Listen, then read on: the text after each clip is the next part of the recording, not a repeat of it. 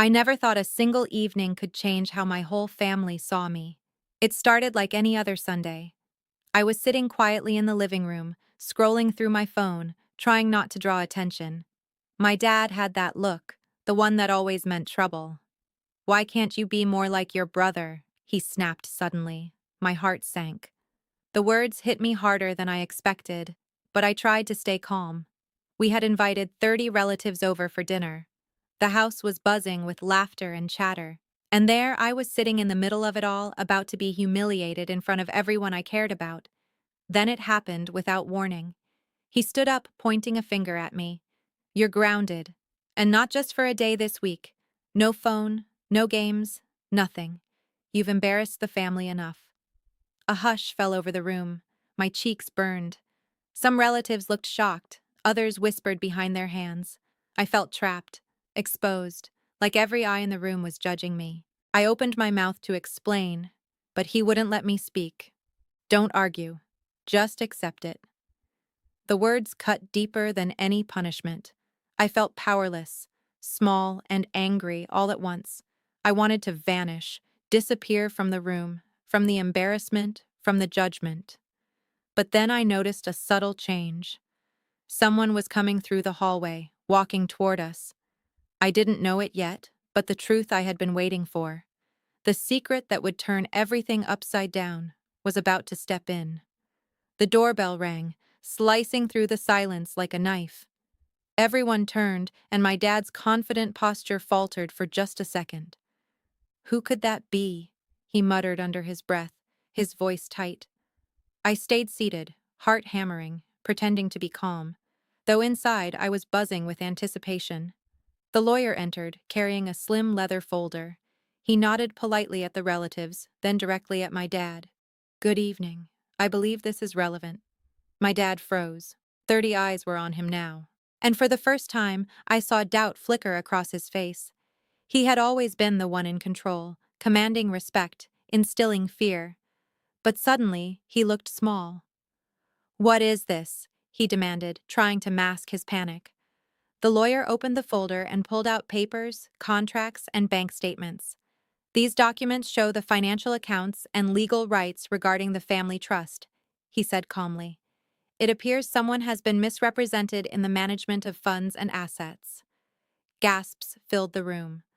My relatives leaned forward, whispering and exchanging looks.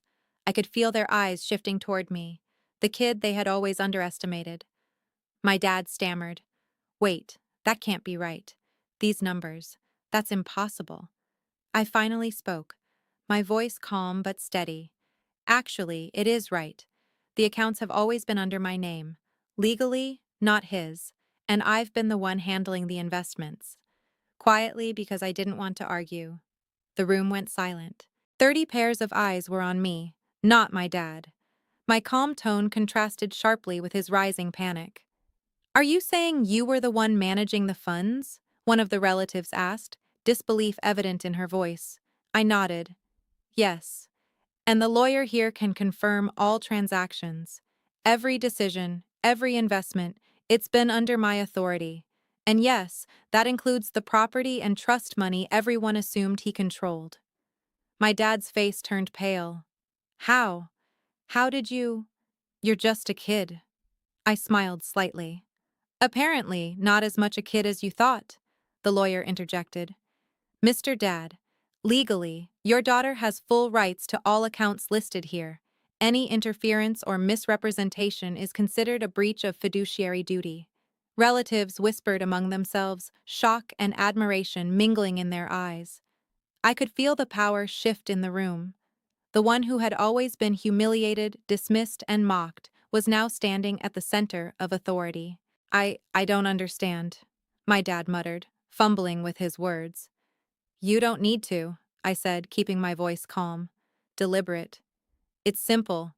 Respect the truth, respect the law, and respect me. That's all." My dad looked around at the room. 30 relatives stared at him now, not with fear, but with judgment. His confidence had evaporated, replaced by the very vulnerability he had always forced on me. "They had no idea," I whispered to myself, almost smiling at the irony.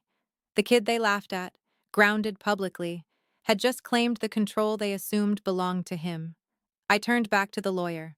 Please finalize the documentation. Make sure everything is updated to reflect the proper legal control. Yes, ma'am, he said, and the papers clicked shut. My dad slumped into a chair, words failing him. The relatives murmured in astonishment. Some looked impressed, others felt embarrassed for having doubted me. I stayed calm, silent for a moment, letting the weight of the moment settle. Every eye in the room recognized the truth. I was no longer powerless. You see, I finally said, turning to my dad, this isn't about revenge. It's about recognition.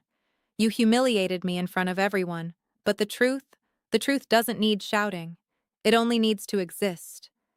He opened his mouth to respond, but no words came. He had lost control.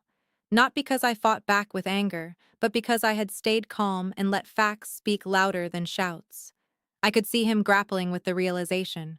His authority shattered, my intelligence exposed, the balance finally shifted. They had no idea who I really was, I thought, watching him sit there defeated. It was surreal.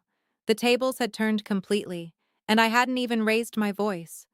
The lawyer nodded at me quietly, a small smile acknowledging the perfection of the timing. I gave a subtle nod in return.